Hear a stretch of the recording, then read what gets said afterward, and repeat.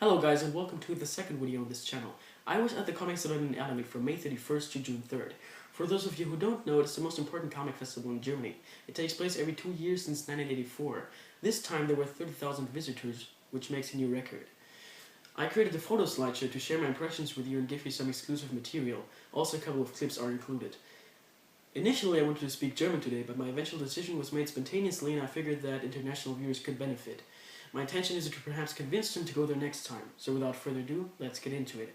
For clarification, I was with my parents for the most time, because not only has my father always shown great interest in comics, as I said in the previous video, he also holds workshops there. We arrived one day earlier on Wednesday, and after we had starched all our luggage, we went out for dinner with close friends. I was really looking forward to that meeting. Those friends happened to be my father's colleagues. Thorsten Hesse is the founder of an upcoming comic school named Comic Campus. They promoted it through workshops all across the festival. Most of the action was going on in the E-Werk, the Center of Culture. It is usually utilized for live music, plays, screenings, and art workshops. Areas like character design, storytelling, urban sketching, and what it means to be/become a comic book artist were specifically highlighted. I participated in the ones that matched my goals. Most of their projects were a huge success. The character design class was overcrowded and people had to leave. 2 large halls and tents were built up in the city center. Fortunately, me and my family were able to get wherever we wanted because of the Comic Campus affiliation. We got those collars with a ticket and our name written on it. Made me feel like I was a VIP, but sooner or later I recognized that many others would have those too. In Hall A, all the big publishers had their stalls and artists were signing, etc. Hall B, however, had more or less all the sellers in it. There was one booth from the Sammler-Ecke where you could buy comics after kilos. They had some insanely cheap offers. Was really worth it, but more on that in a bit. Besides that, there was a third tent, Hall C, in the Schlossgarten. There, many smaller creators had their respective booths and advertised their works. Plenty of plates depicting Mickey Mouse and its evolution were outside, particularly focusing on the current output, the new experimental and rather surreal adventures of Disney's most eminent character by phenomenal creators such as Louis Trondheim, Regie Loisel, or Cosé. It was pretty nice walking across the meadow looking for every single one of them. I mean, I do own Cosé's take, and it's a great homage homage to the ancient days, the time Floyd Gottfredson established Mickey as a recurring protagonist. The hall I spent the most time in must have been either Hall B, just for the comic deals, or Hall C. In the latter, I recorded a lot as I walked through the individual rows trying to catch some good instances for what things looked like. Later that afternoon, on Thursday, I took part in the character design class, which was a lot of fun. I drew a very detailed yet unfinished root creature, which I know hasn't really been the topic, but I guess I was just in the mood for it. On Friday, I got an autograph by the marvelous Marvel.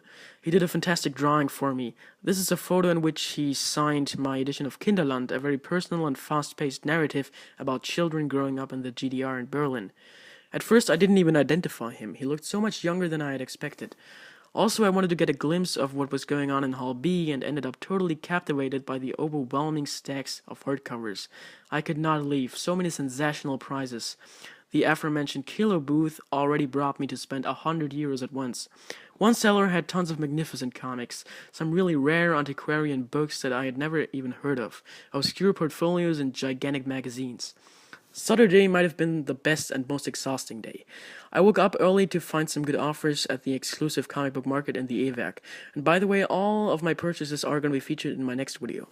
I was in a hurry and just barely made it to the signings of Miguel Ángel Prado and Jean-Claude Mézières, both of them being European masters and decades ahead of their time. Yes, I was pretty nervous. Technically, I would have been too late to receive a drawing, but Prado did it without a second thought. A very convenient way how things went.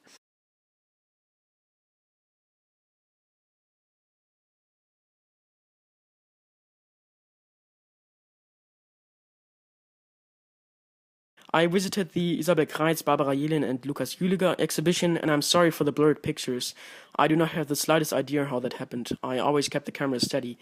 Isabel Kreitz makes use of pencil hatchings, cross hatchings, and other kinds of structures. It is graphically complex, elaborate, nuanced, and differentiated.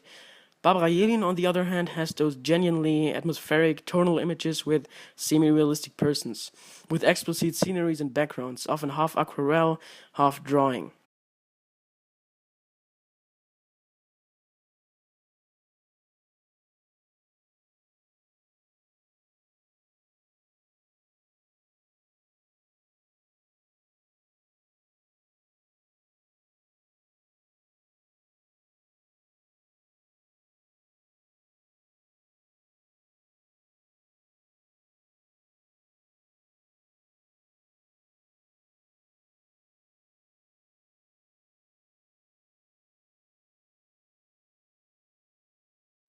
What I love about such festivals is how it connects people who share the same interests. I met two very kind guys who I had yet only been in contact with through the internet. One subject after another popped up and we had lots of great things to talk about. They made me aware of an artist discussion with Jeff Lemire, maybe the most prominent guest star. I'm pretty sure it's Lemire and not Lemire since the interviewer said so. Lemire didn't have any complaints, so yeah, I guess that's how you pronounce his name. And things worked out. We went there together and it was extremely intriguing. He gave us exclusive insights in his work process and explained what influenced him the most in his career. Here's some footage. Some truly fascinating facts have been mentioned, such as that he actually uses only 2 drawing tools. He told us what made him figure out the premise of Black Hammer and the Underwater Welder. Also, an animated movie of The Secret Path would be shown later. But unfortunately, I missed the opportunity to watch it. I hope there's going to be another one anytime soon. Quite frankly, I doubt it, although you'll never know. We had a really good chemistry together, but we wanted to do our own thing. And thinking of something I could do for an artist with his style, his sensibilities, suddenly those old ideas that I was sick of 10 years ago kind of got exciting again when I thought of him drawing them. And then I kind of reimagined, this was something I came up with when I was 20, so it wasn't great, so I had to rework it a lot. In the evening, I got around to visit a couple more exhibitions, including 30 Years of Zwerchfell, a celebration of the German publishing house displaying its milestones.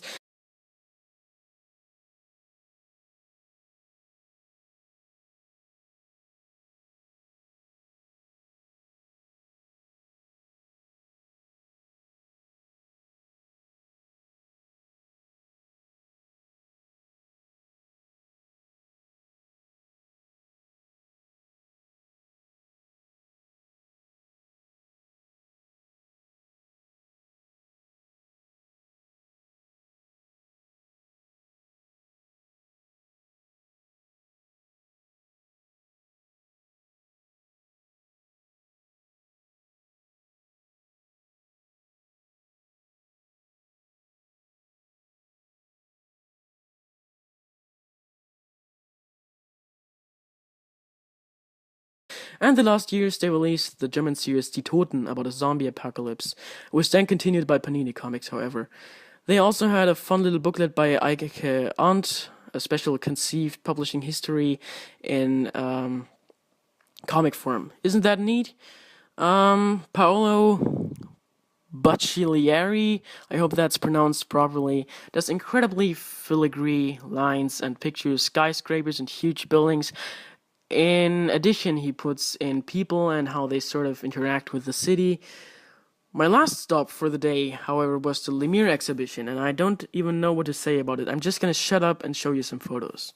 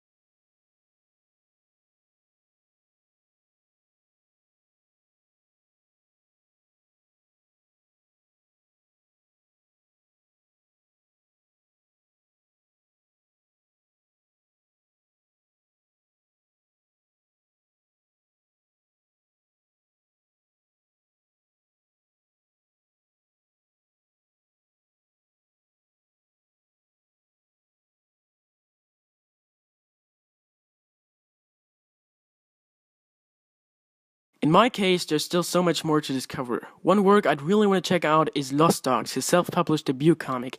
The art is rough here, if you will, compared to his other stuff, which happens to be similarly sketchy, but,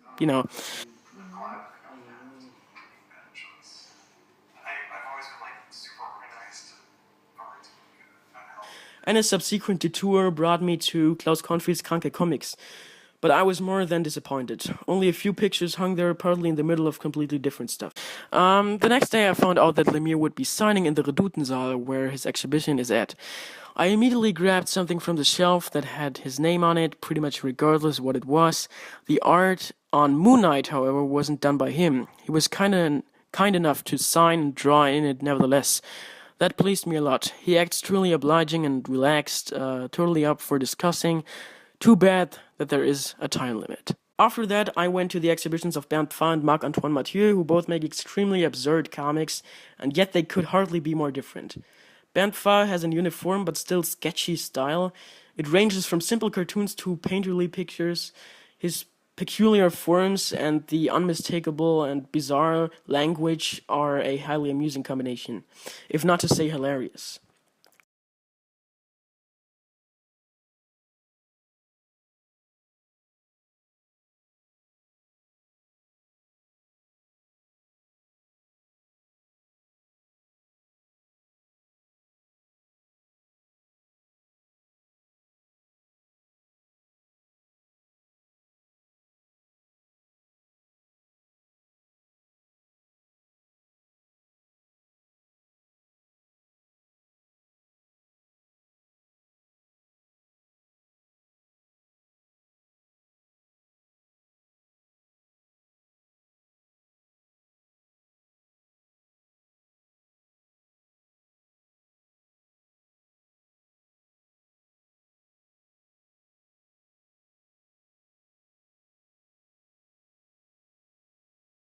Here we go with some Mathieu photos. As you can see, it's all about contrast here.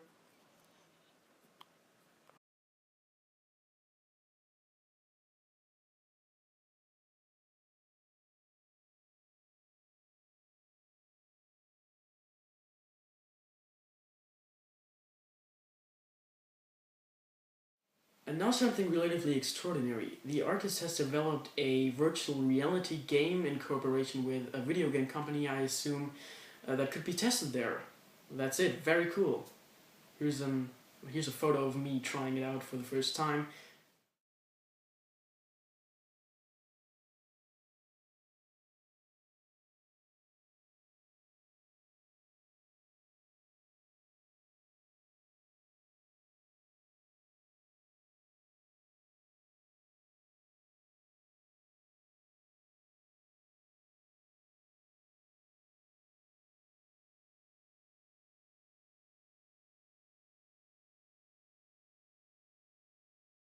Right before we left, we made one last stop at H.P. Lovecraft's The Color Out of Space with illustrations by Andreas Hartung. Super innovative concept. You had to go in a dark room with flashlights, and that really added an eerie, unique atmosphere. It's unfortunate you can't see it on the photos. Thank you for stopping by. I appreciate it. In comparison to the last video, I tried something different today. What did you think of it? Is there something you would like to see more of? Feedback is desired. Goodbye.